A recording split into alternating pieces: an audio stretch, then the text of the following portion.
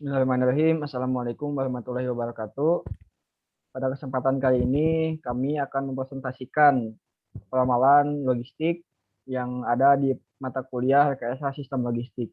Nah, sebelum kita memasuki pada pembahasan, kita akan memperkenalkan diri terlebih dahulu. Perkenalkan, nama saya Fajar Yusuf Maulana dengan NRP 18 30 10 133. Perkenalkan, nama saya Nur Hamid Suparman dengan NRP 18 30 10 073. Perkenalkan, nama saya Faisal Ferdiansa dengan NRP 18 30 10 134. Oke, selanjutnya kita akan memasuki pembahasan. Nah, ada beberapa poin yang kita akan bahas. Yang pertama ada peramalan berdasarkan jangka waktu. Yang kedua ada peningkatan peramalan. Yang ketiga ada metode peramalan. Nah, sebelum kita masuki pembahasan selanjutnya, saya akan menjelaskan terlebih dahulu apa itu peramalan.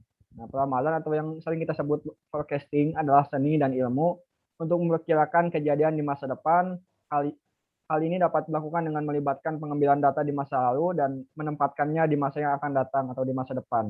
Nah, peramalan merupakan aktivitas fungsi bisnis yang memperkirakan penjualan dan penggunaan produk sehingga produk-produk itu dapat dibuat dalam kuantitas yang tepat.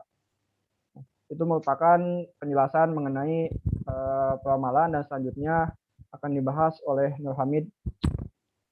Baik, di sini saya akan menjelaskan tentang peramalan berdasarkan jangka waktu.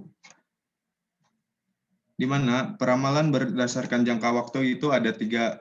Yang pertama itu peramalan jangka panjang, yang kedua peramalan jangka menengah, dan ketiga peramalan jangka pendek.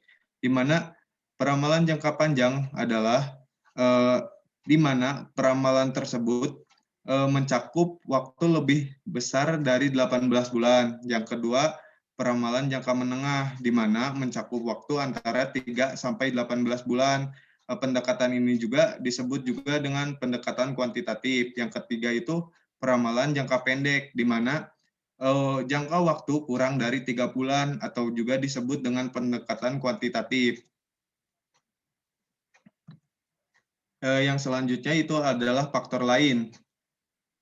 Faktor lain yang harus dipertimbangkan saat membuat ramalan penjualan, terutama peramalan penjualan jangka panjang adalah siklus hidup produk. Yang pertama itu perkenalan, yang kedua pertumbuhan, ketiga kematangan, dan keempat itu penurunan. Di mana dalam pendekatan peramalan ini yaitu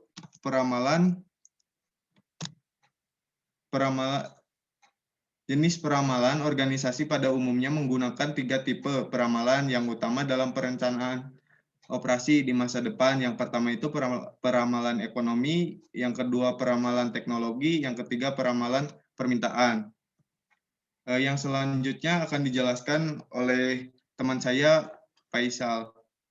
Ya, pendekatan peramalan dibagi menjadi 2 bagian, di mana yang pertama itu ada peramalan kuantitatif, di mana peramalan ini menggunakan satu atau lebih model matematis dengan data lalu variabel tersebut untuk meramalkan permintaan.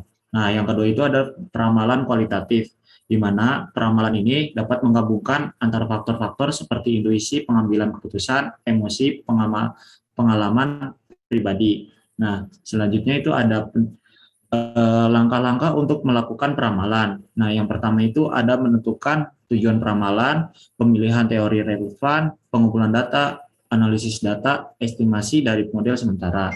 Nah, selanjutnya itu ada evaluasi model sementara, penyajian ramalan, pembuatan revisi final. Nah, dan yang terakhir itu ada pendistribusian hasil peramalan dan penentuan langkah-langkah pemantauan.